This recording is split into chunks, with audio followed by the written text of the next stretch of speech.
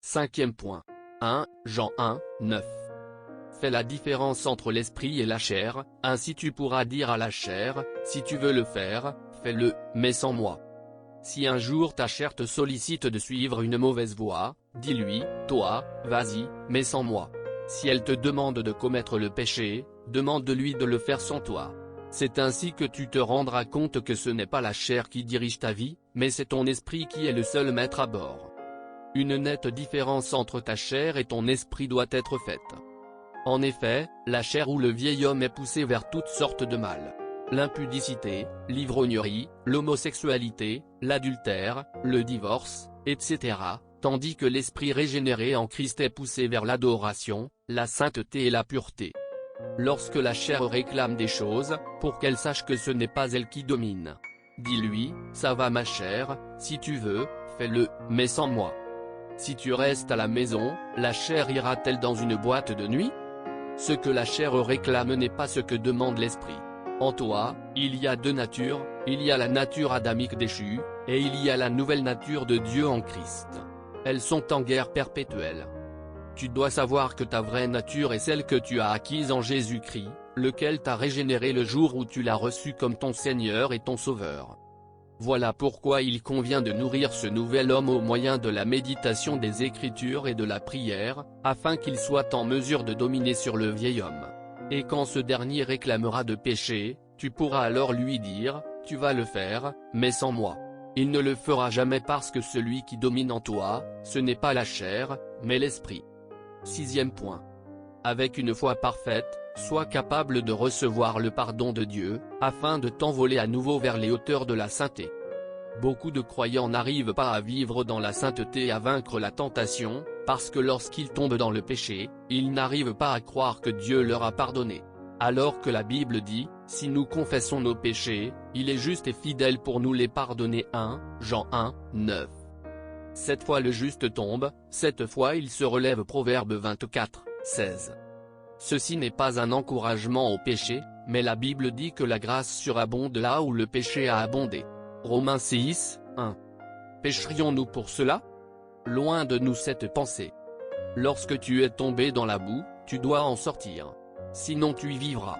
Tu dois être aussi capable de demander pardon à Dieu quand tu as péché, accepter son pardon et croire que le Seigneur t'a réellement pardonné, afin de continuer ta marche dans la sainteté et la pureté. Sinon, le diable te dira, si tu as péché une fois, pêche 2 fois, 3 fois, etc. Si tu as péché durant une année, pêche pendant 10 ans, te dira-t-il. Et Jésus-Christ reviendra te trouver dans le péché et tu iras probablement en enfer. Pierre a péché, mais s'est repenti et est sorti de cette léthargie. Judas par contre, a péché, il est tombé dans la culpabilité et en a fait le frais en cependant. Ne tombe pas dans la culpabilité de Judas. Les Judas sont ceux qui pêchent, et qui n'arrivent pas à croire que Dieu peut leur pardonner. Les Simon-Pierre pêchent, mais sont capables de recevoir par la foi la grâce du pardon divin. Si tu veux vivre dans la sainteté et dominer sur l'obsession, il faut savoir confesser tes péchés à Dieu une fois que tu as succombé, afin de te relever et de continuer la course, parce que le chemin est encore long. Jésus-Christ est à la porte, il ne faudrait pas qu'il te trouve dans un péché parce que tu as été incapable de croire qu'il peut te pardonner et te gracier. Il est miséricordieux, celui qui a dit à la femme adultère, va et ne pêche plus. Personne ne t'a condamné, moi non plus. Jean 8, 11. Il faut être capable de recevoir le pardon de Dieu.